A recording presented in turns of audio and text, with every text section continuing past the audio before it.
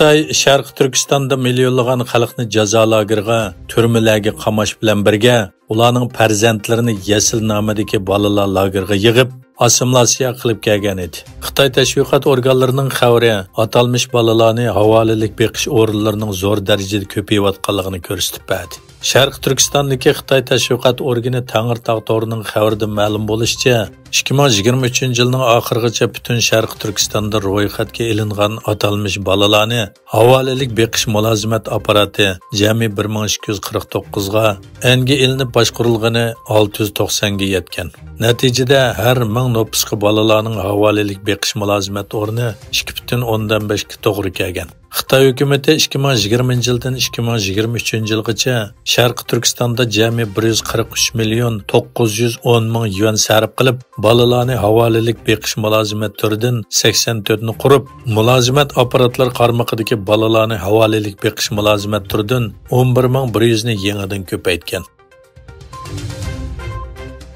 Yaqinqi 1-2 yildan buyon Amerika, Avstraliya va Yevropadagi Uyg'urlar orasida O'zbekistonni ziyorat qilish qizg'inligining xilili avji olganligi, bu yil yoz mezgilida yana bir qism Uyg'urlarning Toshkentda ziyoratda bo'lishini planlaganligi ma'lum bo'lmoqda. O'z vatanini ziyorat qilish imkoniyatlari bo'lmagan g'arbdagi Uyg'urlarning til, madaniyat va turmush muhiti o'zlariga yaqin bo'lgan o'zbeklarning yurtida sayohatda bo'lishini xohlashi normal hodisa bo'lsa-mu, ammo buning xatarga sal qarashqa bo'lmaydi ekan.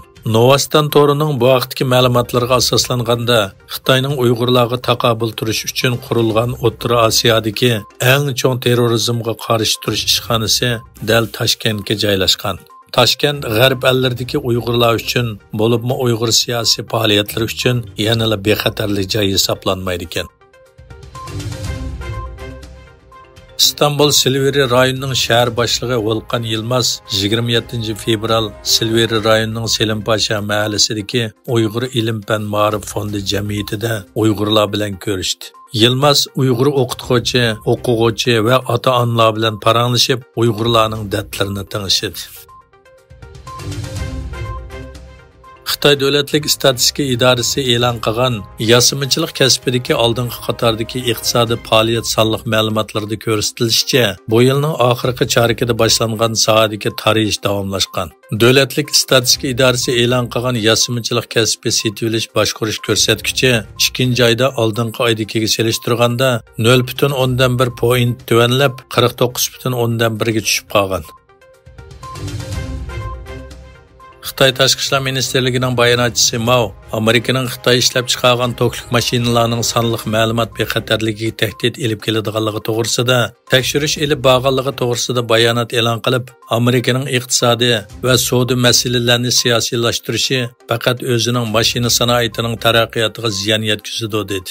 Amerika prezidenti Joe Biden 2-oyning 29 kuni to'rg'i ulangan toklik mashinalarning Amerika fuqarolarining shaxsiy sonliq ma'lumotlariga elib keladigan davlatdagi yoshirin xavf sababidan Xitoydan import qilingan toklik mashinalarni tekshirishga buyurilganligini bildirgan edi.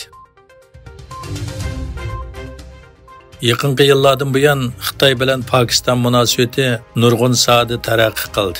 Lekin Xitoyga qarzni to'layolmaydigan Pokistonning 2 milliard dollar qarzni qaytarishni bu yil kechiktirganligi xabar qilindi. Pokiston taraqqiyotchilari Moliya ministrligidagi manbalarni asos qilgan xabarida Pokistonning 2 milliard dollar qarzining mart qarali to'shqanligini va pul to'lash qiyinchiligi sababidan 1 yil uzartilganligini bildirdi.